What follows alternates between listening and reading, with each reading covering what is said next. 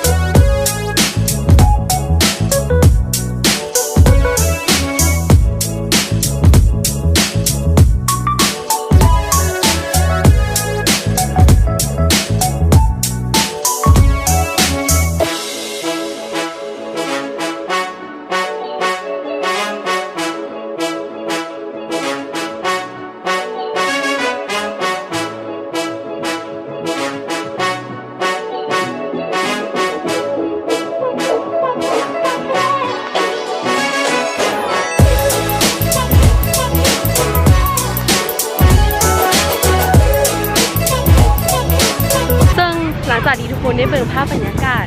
ในตอนเช้าแล้วเนาะตอนนี้เขามาเบิ่งในตอนสวยกันเน่เนาะก็จะพาทุกคนเนาะไปเบิ่งแต่ละห้านว่ามันมีอย่างที่น่าสนใจเน่แล้วเขาควรซื้อปื้มหัวใดเน่เนาะสำหรับใครที่ยังบ่ได้มาบางคนก็อาจจะบ่ฮู้แม่นบ่ว่าเอ้าอยากมาซื้ออยู่แต่ว่าบ่ฮู้สิซื้อปื้มหยังแล้วมันมีอย่างเน่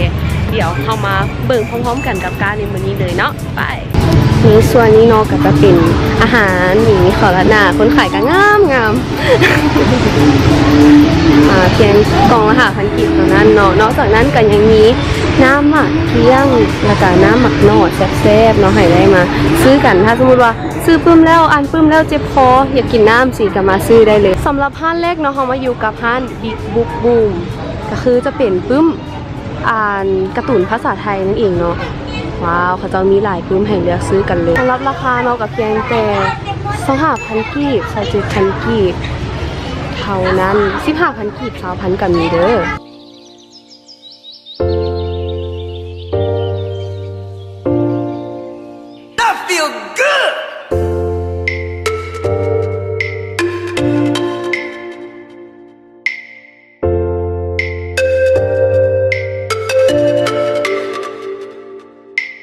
นอกจากแบบฟุ้งฟิ้งแล้วก็ยังมีแบบฆาตกรรมและก็แบบว่า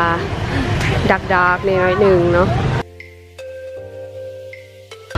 แค่นอกตอนนี้เขากลับมาอยู่กับเจี๊ยบค่ะเจี๊ยบเนาะเดี๋ยวเราจะมาแนะนำปื้มที่ขายดีในห้างนี้เนาะเดี๋ยวมีปื้มอย่างเงี้ยค่ะก็หนังสือที่ขายดีในร้านนี้ก็ตามจริงของเรามีแบบหนังสือคือแบบหลายสำนักพิมพ์มากๆเลยก็วันนี้จะยกที่แบบขายดีเนาะก็คือจะเป็นเรื่องเกมพระราชาค่ะก็คือเกมพระราชาตัวนี้จะมีด้วยกันทั้งหมด6 เล่มวันนี้คือมันแบบเหมือนกับว่า จบเป็นเล่มๆไปจะแบบอ่านเล่มไหนก่อนก็ได้สมมติว่าอ่านเล่ม5ก่อนก็รู้เรื่องอ่านเล่ม6ก่อนก็รู้เรื่องเพราะว่ามันจบเป็นตอนๆไปก็เล่มนี้ปกติที่ไทยขาย289 บาทถ้าสมมติว่าตีเป็นเงินไทยอะค่ะก็จะเหลือแค่140 กว่าบาทก็คืออันนี้40,000 กีบมาซื้อได้นะคะน่าสนใจแล้วก็อันนี้ก็จะเป็นหนังสือภาษาอังกฤษค่ะก็คืออันนี้เป็นเล่มละ1,000 เท่านั้นก็คืออันนี้เป็นสอนแกรมมาภาษาอังกฤษแล้วก็สีทั้งเล่มด้วยอันนี้ก็จะเป็นที่แบบขายดีในร้านค่ะก็ประมาณนี้ก็ในร้านก็จะแบบมีหนังสือหลายหมวดหมู่มากๆเลยก็ลองแวะมาดูค่ะบุ๊กบิ๊กบูมค่ะโอเคประมาณบิ๊กบูมเนาะใช่ชื่อร้านผิดชื่อร้านมันผิดอ่ะมันเป็นบุ๊กบิ๊กบูมโอเคเนาะโอเคค่ะอย่าหลงอ่านผิดเด้อ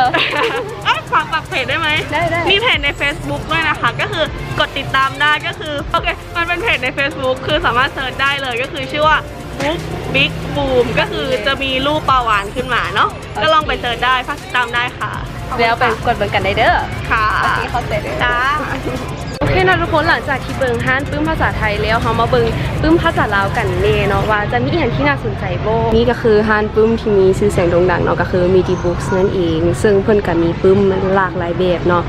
นี่พวกนี้ก็จะเป็นเรื่องที่เราคุ้นเคยเนาะคนก็จะมีจิ๊กซอว์แผ่นละ5,000 กีบเท่านั้นเด้อปึ้มทุกอย่างลด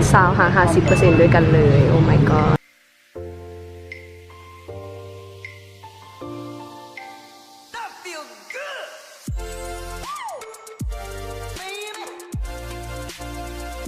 มีตัวหนึ่งสะดุดตาคนหากะเห็นก็คือปึ้มถวยปัญหาอาเซียนนั่นเองซึ่งในนี้ก็จะมีการถามตอบและก็แบบมีการแบบลิ้นคือเก็บงูอย่างนั้นนะนั่นแหละแบบโคตรคักเลยแบบทั้งมวลทั้งได้ความรู้นำกันลองมาซื้อกันดูเนาะหัวละเพียงอะไรเนาะ30,000 กีบเท่านั้นสำหรับปึ้มที่ขายดีนะคะนี่เนาะหลักๆก็จะเป็นนิทานอีโซปเนาะว่าจะเป็นแบบนี้เนาะที่รวมทุกอย่างเลยเนาะแล้วก็จะเป็นแบบต้นฉบับต่างๆเนาะถือว่าเป็นสิ่งที่ขายดีนะคะจากนั้นเนาะก็จะเป็นปึ้มนิทานสนใจอย่างประมาณนี้เนาะก็สามารถมาเลือกซื้อกันเบิ่งได้เนาะราคาเท่าไหร่ราคาปกติจะ25,000แต่ว่าฮันนี่เลือก20,000โอ้มีการลดราคานำเนาะฉะนั้นทุกคนที่เฝ้ากันมาเลือกซื้อเลยเดี๋ยวเวลาเพียง2 มื้อเท่านั้นเดี๋ยวขอบใจเด้อนอกจากปึ้มอยู่ทางฝั่งนั้นแล้วเนาะเพิ่นก็ยังมีปึ้มลดราคาทางฝั่งนี้เนาะว่าจะเป็น30,000 กีบ5,000 กีบเนาะจะมีหลายๆปึ้มให้เลือกเลยว่าจะเป็นภาษาลาวหรือว่าภาษาอังกฤษเนาะแล้วก็15,000 กีบ10,000 กีบก็ยังมีเด้อมาลองเลือกซื้อเลือกหากันเบิ่งเนาะหานั้นมีดีบุ๊กแล้วแม่นบ่ฮานี่ดีบุ๊กเนาะโอเคอาจจะเป็นฝากเศษกันก็เป็นได้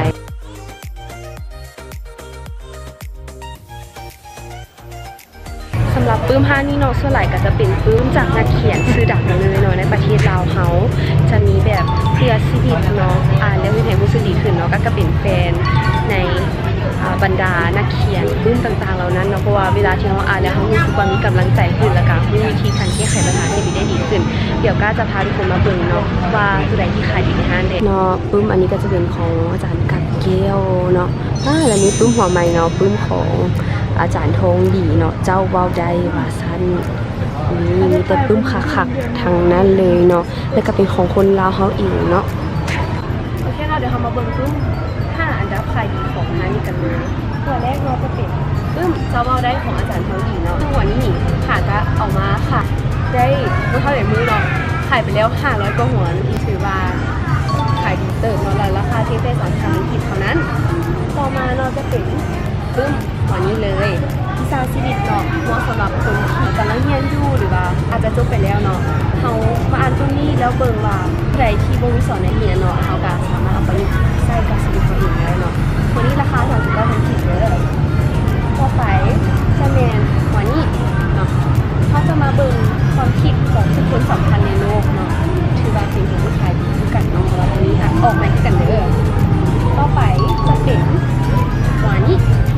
ฮักชีวิต Love of Life เนาะเป็นผลงานของนักเขียนระดับโลกเลยและออกมาแปลเป็นลาวเนาะมี2 ภาษาเลยก็คือภาษาลาวภาษาอังกฤษและหัวต่อไปเนาะนี่เป็นหัวที่กล้ามากสุดๆเลยก็คือเป็นปึ้มของอาจารย์กัดแก้วเนาะเรื่องสงครามชีวิตและความฮักอันนี้ก็ออกมาบ่โดนเท่าใดเนาะก็ถือว่าขายดีเติบเนาะแล้วก็เตรียมส่งของเรามาสิได้ด้วยกัน จะประมาณนี้ค่ะโอเคเนาะและอีกหนึ่งหัวที่ก้าอยากแนะนำทุกคนเลยก็คือหัวนี้บทแต่งตัวจริงเนาะมันจะมีบทอธิบายบทพิสูจน์วิจารณ์วิเคราะห์มีคำกรพยาคำสุภาษิตแล้วก็คำว่าของทานผู้นำเนาะมีทั้งหมด36บทด้วยกันในคือหัวนี้แล้วทางค่ายบทก็ยังมีคำตรงตัวที่เขาใช้ในการแต่งบทต่างๆนี้อีกเนาะราคาเพียงแต่35,000 กีบเท่านั้นเด้ออย่าลืมมาซื้อกัน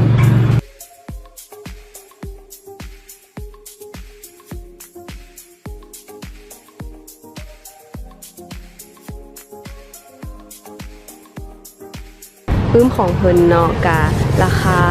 เริ่มต้นเพียงแต่ 5,000 กีบเท่านั้นเด้อนี่อันนี้ก็จะเป็นโซนหน้าของปื้มราคา 5,000 กีบเนาะว้าวน่าสนใจทางนั้นเลยเด้อทุกคนสามารถมาเบิ่งเลือกซื้อกันได้ทางฝากนี้เนาะก็จะมีปื้มที่เป็นราคา 10,000 กีบมีเรื่องนี้นำเนาะไก่ไข่เป็นคำรู้สึกว่าจะคล้ายๆเรื่องอย่างเนาะคิดติ๊กต๊อกแล้วก็มีเท้าสีทินกับนางมโนราพรมเนาะ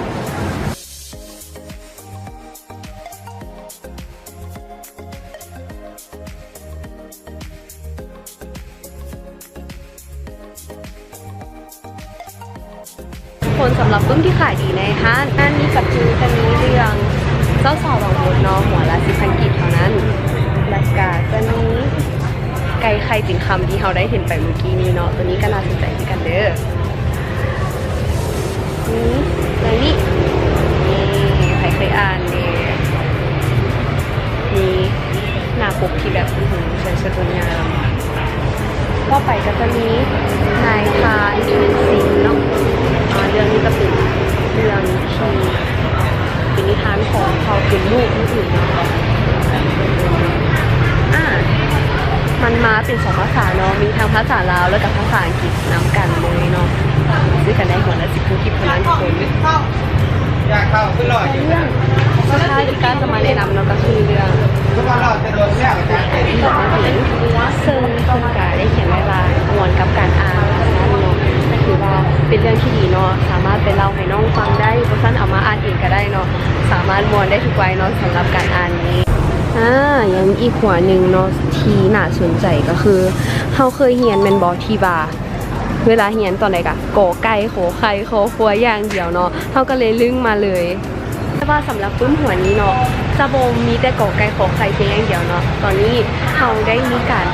ผสมอย่างอื่นได้เนาะพวกแมนแต่ว่าสำหรับเด็กน้อยเรียนใหม่เนาะเขาจะคิดว่ากอไก่ก็ต้องเป็นกอไก่พวกมีอย่างอื่นสิเนาะเดี๋ยวเขาจะมาเบิ่งทางในปื้มแบบคร่าวๆกันก่อน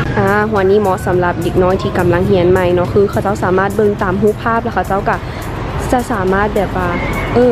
รูปนี้ต้องไปกับคำนี้เด้ออย่างประมาณนี้จะบ่มีเพียงแต่โซเสือโซสร้างอย่างเดียวมีโซซาลีโซซักยาโซดำอย่างเดียวเนาะนี่ก็เป็นปื้มที่น่าสนใจหลายราคาเพียงแต่ 5,000 กีบเท่านั้นเด้อสำหรับไผ่เนาะที่มีลูกน้อยหรือว่ามีหลานที่อยากจะให้หลานเรียนรู้เนาะ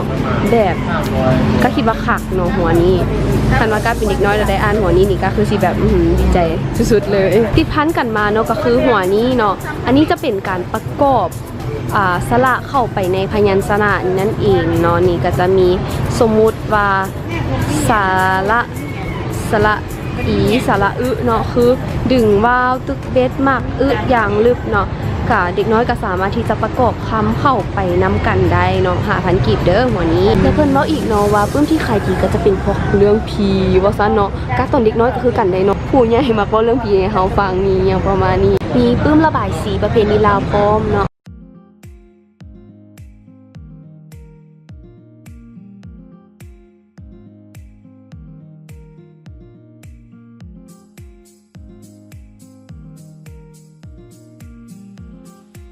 นี่เนาะพวกนี้ก็จะมีแบบเสียงเมี่ยงอันนี้ก็เป็นเรื่องที่กามักอ่าน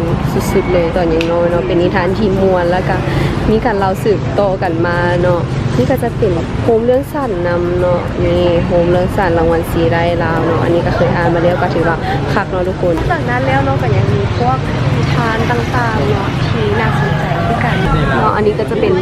หนึ่งในบรรดาหัวที่ขายดีนะคะเนาะก็คือวจานุกรมภาษาลาวแล้วก็เรื่องนี้เนาะไผเคยอ่านในนางวันคำบ่มักล้างมือถึงว่าหน้าปกมันอาจจะแบบว่ามีความสยดสยองหน่อยนึงเนาะแต่ว่าก็เป็นเรื่องที่ม่วนแล้วก็เฮ็ดให้เด็กน้อยมักในการล้างมือก่อนกินข้าวเนาะและนี่ก็เป็นส่วนหนึ่งเนาะของห้างนี่เลย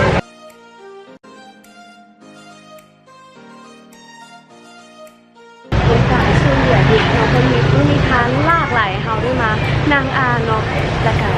มีหลายอีหลีเนาะทุกคนสามารถมาได้เนาะที่บูธองค์การช่วยเหลือเด็กหลังจากที่ไปปึ้มโซนภาษาลาวโซนภาษาไทยมาแล้วเดี๋ยวเรามาเบิ่งโซนภาษาอังกฤษกันเดว่าจะมีปึ้มอย่างเดก็คือที่ก้าได้ถ่ายในวิดีโอแรกเนาะในงานนี้ก็คือปึ้ม5นี่แหละเนาะมันจะมีปึ้มภาษาอังกฤษที่ม้วนๆเราเดี๋ยวมาเลือกซื้อกันเนาะเดี๋ยวมาเบิ่งกันว่าทางห้างของเราจะมียังขายดีแล้วก็มีอย่างเราซื้อเด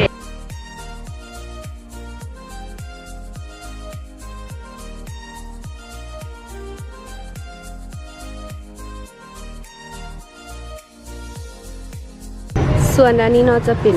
ปึ้มที่มาใหม่ในตอนนี้เนาะก็คือเป็นของ Frozen นั่นเองแล้วก็จะมี Beauty and the Beast โบอยู่ประมาณนี้เนาะนี่ไผ่มักเรื่องนี่ใน Tango เนาะ de Rapunzel นั่นเองนี่ในปึ้มเนาะก็จะมีสีสันที่สวยสดงดงามเนาะแล้วก็เล่าพรรณนาเรื่องให้เฮามาเนาะนี่ Story Time Collection ว่าซะนี่เนาะก็จะเป็น Beauty and the Beast นี่ฮู้พระเจ้าเต็มออกมาแบบได้สวยสดงดงามแล้วตัวหนังสือเนาะก็เป็นคำศัพท์ที่บ่ได้ใช้คำศัพท์ยากเนาะเหมาะสำหรับเด็กน้อยที่กำลังเรียนภาษาอังกฤษที่เนาะสำหรับปึ้มที่ขายดีนะคะนี่ก็จะมี The Little Prince นี่หัวนี้เลยจะเป็นคล้ายปึ้มนิยายเนาะแต่ว่ามีการ์ตูนประกอบนำเนาะน่าสนใจเมนโบล่ะนี่เป็นปึ้มที่ขายดีในห้างเลยเนาะต่อมาก็จะมีว้าวมีนินจาโกนำเนาะจะมีเรื่องพวกนี้เนาะนี่อ่านก่อนนอนได้เนาะมีการสามารถเปิดได้นำโอ้โหสุดเจ๋งเลยนี่อันนี้ก็จะมี What's in this one จุ๊บนี่มีให้เราเปิดลิ้นได้เนาะสำหรับพวกนี้ก็จะเป็นนิทานที่ม่วนแล้วก็มีลูกลิ้นให้พร้อมเนาะนอกจากนั้นก็จะมี Marvel เนาะInfinity Endgame กำลังจะมาเดียวมาซอกปึ้มกันอ่านก่อนเนาะเพื่อใครยังบ่เข้าใจเรื่องมาอ่านเบิ่งก่อนได้เนาะเนี่ยพวกนี้เนาะเป็นพวกปึ้มที่สามารถที่จะเปิดออกมาได้เนาะคือสมมุติตัวนี้เรื่องรถไฟมีบอลให้เขาเปิดจึ๊บนี่มีคนในรถไฟนำเห็นบ่นี่สามารถเปิดเบอร์คนได้รถไฟนำนี่เปิดได้เบิดเลยเนาะ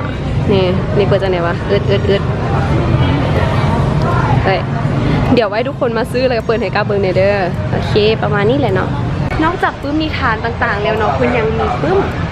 นี่เป็นพวกเรียนภาษาอังกฤษเนาะน่าสนใจละเดี๋ยวทุกคนติดของ Cambridge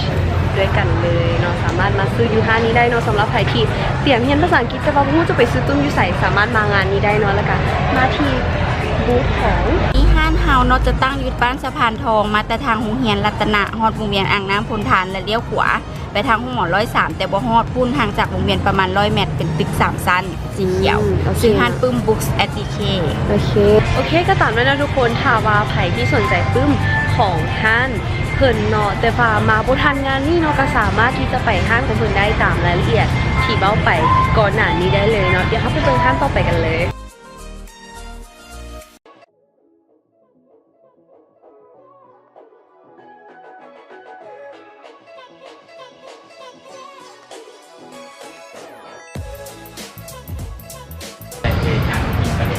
โอเคเนาะนอกจากการขายปึ้มแล้วยังมี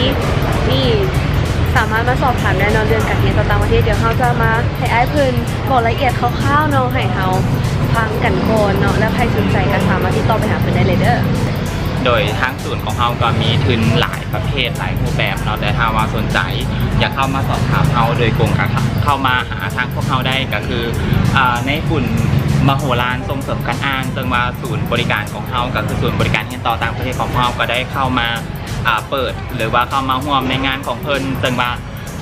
ศูนย์ของเราก็หลักๆเลยก็จะมีอยู่2ผลิตภัณฑ์หนึ่งมาก็คือนำส่งนักศึกษาไปเรียนต่อต่างประเทศก็คือขั้นตอนการสมัครขั้นตอนการแลนเอกสารอย่างต่างๆก็เข้ามาพัวพันและสอบถามทางพวกเราได้แล้วก็อีกด้านหนึ่งทางเราก็มีห้องเรียนฝึกอบรมด้านภาษาเป็นต้นก็เป็นภาษาจีนซึ่งว่าพวกเราก็มีอยู่2หลักสูตรหลักๆก็คือหลักสูตรเน้นการสอบเสียงก็จะเป็นหลักสูตรของ ASK และหลักสูตรที่2ก็เป็นหลักสูตรเน้นเว้าภาษาจีนก็จะเป็นได้นำไส้หลักสูตรของสถาบันคงจื้อเข้ามาสอนตัวนี้เป็นแนวใดก็เข้ามาพัวพันนำพวกเราได้โดยกลุ่มเลยศูนย์บริการเรียนต่อต่างประเทศโอเคเนาะถ้าไปสนใจสามารถเข้ามาได้เลยเด้อโอเค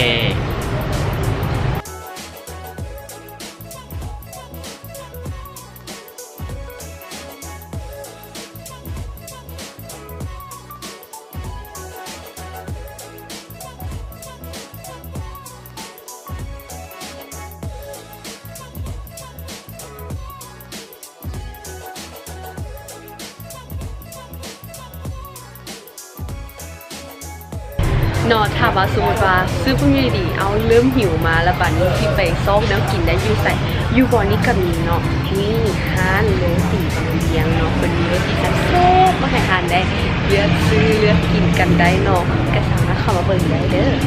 ทุกคนตอนนี้ก็เจออีกอย่างที่แบบน่าสนใจเวอร์เลยมันโคตรจะอลังการงานสร้างมากเนี่ย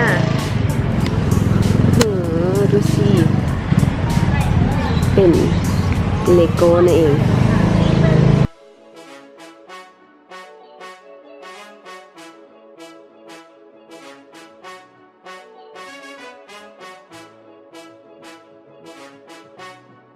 แน่นอนอยู่แล้วเนาะว่าเด็กน้อยก็ต้องผูกกับของเล่นซึ่งภายในงานเนาะบ่ได้มีแต่ปื้มเท่านั้นเด้อมีของเล่นให้มาซื้อนำเด้อมีโค้ดหลายเลยอยากจะบอกคืออินพอร์ตมาจากประเทศต่างๆเนาะมามองไม่งานนี้งานเดียวเท่านั้นที่เป้ากันมาแม่เด้อสิเบิดมือแล้วได้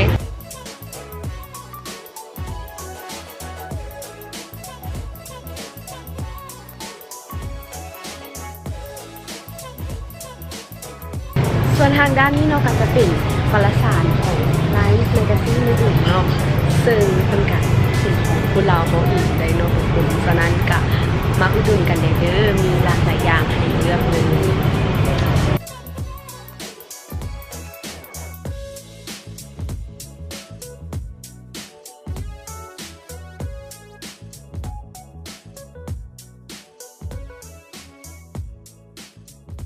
ตอนนี้เนาะก็กลับมาอยู่หน้าห้านตัวหนอนหนังสือเนาะใครเคยได้ยินสื่อฮานีโบก็พูดมักคือมีร้านของเราเลยเนาะเดี๋ยวเรามาเบิ่งกันเนาะว่าเขาเจ้ามีอย่างเดย์แล้วอย่างที่ขายดีในห้านเดย์เพราะว่าห้านนี้แบบมีปื้มที่แบบโคตรน่าสนใจเลยแฮร์รี่พอตเตอร์กลับมาเด้อเห็นบ่และสำหรับปื้มขายดีของห้านนี้เนาะก็จะมี1แมนคิดแบบคนยืนทำแบบญี่ปุ่นเนาะหัวนี้ก็เคยรู้จักเนาะราคาเพียงแต่ 69,000 กีบเท่านั้นเด้อจะเป็นปื้มที่น่าสนใจเนาะสำหรับการบริหารเงินสไตล์นายธนาคารยิวนั่นเองเป็นภาษาไทยเนาะต่อไปก็เป็นหัวที่ก้าแบบปรับปื้มแบบสุดๆเลยเนาะก็คือสมองทองคำอันนี้เป็นของขุนเขาเนาะเป็นคนที่แบบเป็นนักจิตวิทยาที่มีชื่อเสียงในประเทศไทยแล้วก็เป็นคนที่ก้านับถือเป็นไอดอลเลยเนาะสำหรับหัวนี้ราคาเมน 75,000 กีบเด้อต่อไปเป็นปื้มของคนลาวเฮาเนาะก็คือปื้มของอาจารย์กาแก้วนั่นเองนักเขียนดีเด่นรางวัลนะคำลาวอินเตอร์เทนเมนต์เนาะเป็นสุดสำเร็จผู้บริหารยุคใหม่เนาะหัวนี้นี่ราคา 35,000 กีบเท่านั้นเด้อและต่อไปเนาะจะเป็นหาเงินได้ใช้เงินเป็น 1,000 ล้านเจ้าก็เฮ็ดได้เนาะก็ถือว่าเป็นปื้มที่น่าสนใจและก็ขายดีของห้างนี้เนาะและตัวต่อมาก็คือตัวนี้เลย Think to start your way business ก็นี่เนาะเป็นปื้มขายดีของห้างตัวนอนนั่นเองก็ลองมาเลือกซื้อกันเบิ่งเนาะมีหลากหลายอย่างให้เลือกเพราะว่าจะเป็นภาษาใดเนาะเป็นกับมีในนี้เห็นอาหารอีกแล้วทุกคนถ้าว่ามางานนี้นี่ทำห้องบ่หิวแน่นอนนี่ก็จะเป็นห้างเนาะขายน้ำขายอย่างเดเนาะหมดแล้วเนาะตอนนี้ ขายดีหลายเลยเข้าใจนี่แล้วก็จะมีฮอทดอกว้าวจะแซ่บทั้งนั้นเลยมีอาหารลาวน้ำเนาะ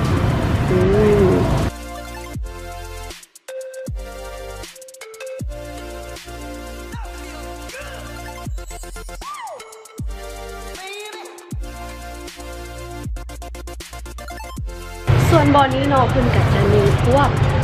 นิทานที่เป็นจักซีเนาะใครเคยเห็นบอกตอนน้อยๆนี่เห็นแบบว่าครูสับครูเนาะครูจะจับคนนี้แล้วก็ให้เขาอ่านอยู่ประมาณนี้เนาะแสดงว่าบอนี้มีให้ทุกคนได้มาเลือกซื้อกันเด้อนี่เนาะบูธของอาซุมิศูนย์พัฒนาการศึกษาของอาซุมิเนาะแล้วก็ชิดะเขาเสียงถึงบ่แน่ใจกลับมาคือกันเนาะสามารถที่จะเข้ามาสอบถามเพิ่นได้เนาะเรื่องการพัฒนาสมองเรื่องการคณิตคิดไวบ่อย่างประมาณนี้เนาะสามารถเข้ามาสอบถามเพิ่นกันได้เนาะ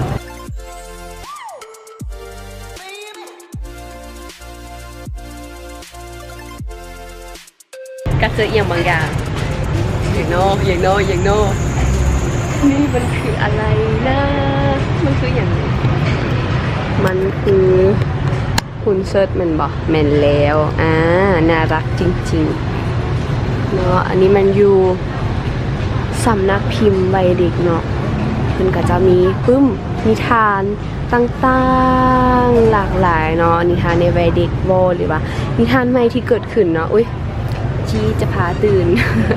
โอเคเนาะมีพญานาคนำทุกคนเราสามารถเข้ามาเบิ่งกันได้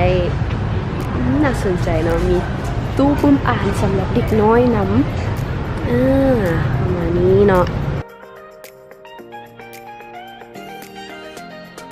และบอนนี้เนาะคือสมาคมส่งเสริมการอนุรักษ์ศิลปะวรรณคดีซึ่งภายในบูธนี้นะคะเจ้ามีการแข่งเต็มหูเนาะถ้าว่าไผ่ที่มักในการเต็มหูอยากจะมาประลองสีมือเนาะเข้ามาที่บูธนี้ได้เลยเนาะเดี๋ยวทานจะบอกพี่ปังนี่ก็เป็นผลงานส่วนหนึ่งของเขาเจ้าโอ้โหเอาไปเห็นบางฟังนี่ว้าวงามเนาะ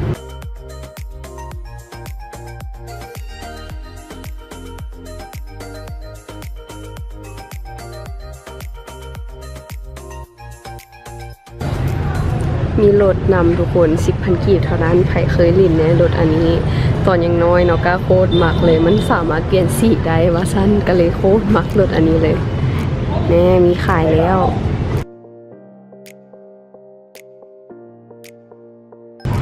นอกจากปึ้มนอกกันยังมีเครื่องลิ่นนำเด้อจะเป็นพวกลูบิกโอ้โหลูบิก5x5ก็มาเด้อ4x4แล้วก็จะมีพวกเจนก้าโบแบบพวกไม้ที่เฮาโตเนาะแล้วก็อูโนอย่างเกมที่เด็กน้อยวัยรุ่นเฮามักลิ่นเนาะแล้วก็แบบลูบิกธรรมดาก็มีอันนี้นี่ปึ้มหัวนี้เนาะโคตรมวนอยากจะบอกให้ไปอ่านเด้อมันจะเป็นในห้างนี้เนาะเขาจะขายเป็นเวอร์ชันภาษาอังกฤษแล้วก็จะมีการแปลไทยเนาะอยู่ห้างอื่นๆนี่พอรวยสอนลูกเนาะเป็นเวอร์ชันภาษาอังกฤษเนาะลด 30% อีกได้คิดมาทำกันเลย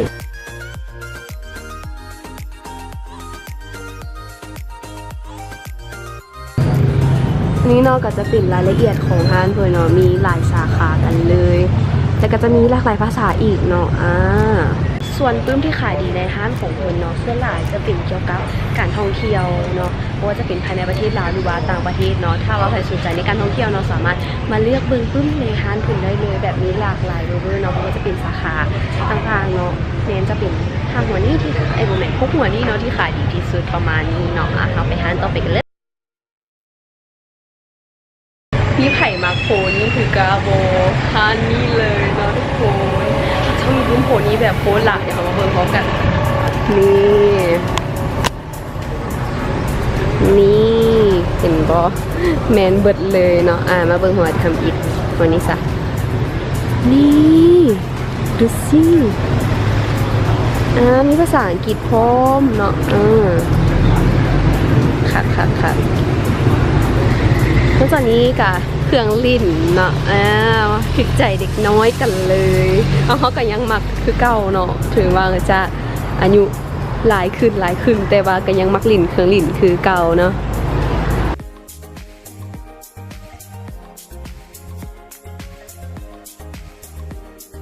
มีความลดราคาเด้อหิเป้ามาซื้อกันเลยเวลา2 มื้อเท่านั้นย้ำอีกเทื่อหนึ่งเขากลับมาหาปึ้มไทยกันอีกครั้งหนึ่งเนาะก็รู้สึกว่ามีอีกที่มาติดตานิดหนึ่ง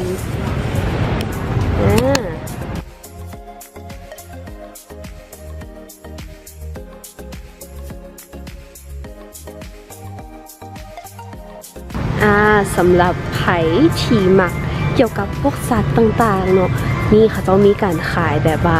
ปิ่นไก่เนาะจะบอกแบบสัตว์ต่างๆสมมติว่าแมงกระเบื้อสีโบมันมีชนิดใดเดแล้วแต่ละชนิดน่ะมันมีลักษณะพิเศษแนวใดนกกับมีนกกล้วยไม้แมงกระเบื้อแล้วก็พวกแมงไม้ต่างๆก็คงสำหรับพวกนี้น่าสนใจหลายเด้อสำหรับใครที่มักนกก็สามารถมาเลือกซื้อกันได้และนอกจากนั้นนกก็ยังมีแน่การเรียนวิทยาศาสตร์เนาะจะบ่น่าเบื่ออีกต่อไปมาทานรู้จักปึ้มหัวนี้นะนอกจากนี้เนาะก็ยังมีปึ้มพาเที่ยวต่างๆ มันคือหน้าหักเทไปเข้าไปเบิ่งกันนี่จะเป็นบิ๊กเบลไดอีหยังคือบิ๊กเบลไดมี3 ภาษาป่ะ3 ภาษาไทยจีนอังกฤษเนาะโอ้หน้าหักโคตรเลยเนาะประมาณนี้อ๋ออันนี้เนาะคือบิ๊กเบลไดนี่เป็นหนังสือที่มีโลโก้ว่าพูดได้แบบนี้นะคะแล้วก็แตะแล้วคนขายหน้าหัก vehicles แล้วแต่ โอ้ ambulance bicycle หนั airplane งสือมันจะสนุกขึ้นภาษาจีนก็ใช้ได้ Chinese 救护车船 หนังสือที่ใช้ด้วยกันได้มี300 เล่มแล้วนะคะ โอ้300 เล่มคุณ ฝาก เด้ ประชา อ สัมพันธ์คุณพ่อคุณแม่ ถ้าว่าใครสนใจเนาะอยากซื้อให้ลูกลิ้นเนาะพอมันสามารถที่จะเหียนหูได้สามารถมาที่บูธนี้ได้เลยเด้อ อันนี้เป็นของแถมนะคะ ตัวนี้นะแถมไปกับปากกาตัวนี้นะคะลด 40% ปกติชุดละ 7,000 ในงานเหลือชุดละ 4,000 ว้าว แล้วก็รับประกันสินค้าให้ด้วย เนาะถ้าว่าใครสนใจที่เข้ามาซื้อกันเลยเด้อในเวลา2 มื้อเท่านั้น ขอบคุณค่ะ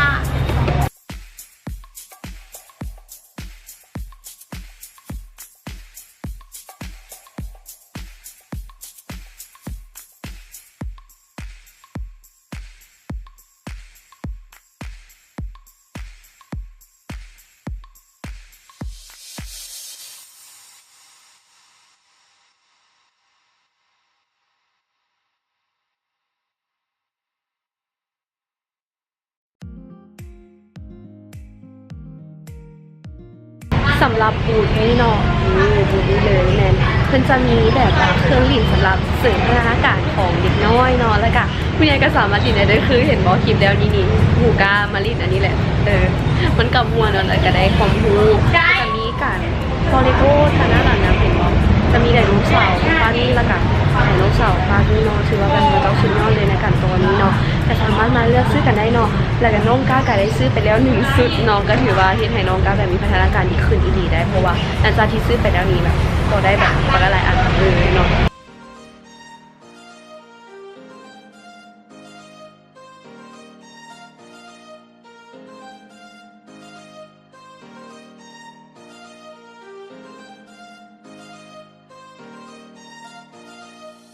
นี่เนาะก็จะเป็น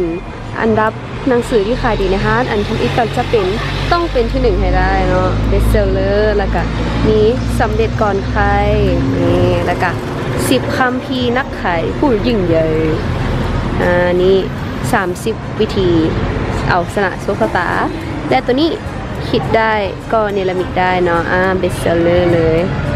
โอเคเนาะทุกคนก็จะประมาณนี้เด้อสามารถมาเบิ่งกันได้เนาะสำหรับพานนี้ก็รู้สึกว่ามันมีความน่าสนใจหลายเด้อ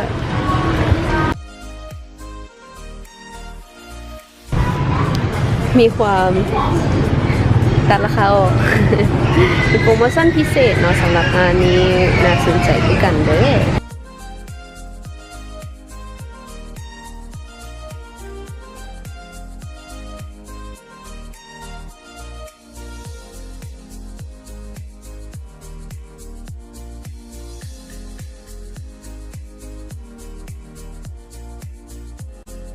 มีใครสนใจเกี่ยวกับวูดคราฟต์บอหรือว่าการต่อแบบซี่เนาะ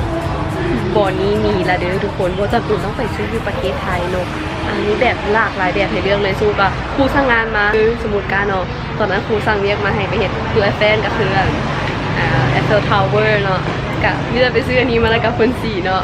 คำบอกเด้อคำบอกไปเด้อ ก็จะประมาณนี้เนาะมีหลากหลายอันให้เลือกซื้อเลยแบบโคตรหลายแล้วก็แบบหน้าหักเนาะราคากันหน้าหักคือกันตอนนี้เนาะเขากะเบิ่งมาได้ครึ่งทางแล้วเนาะเดี๋ยวเขาจะไปต่อภาคนี้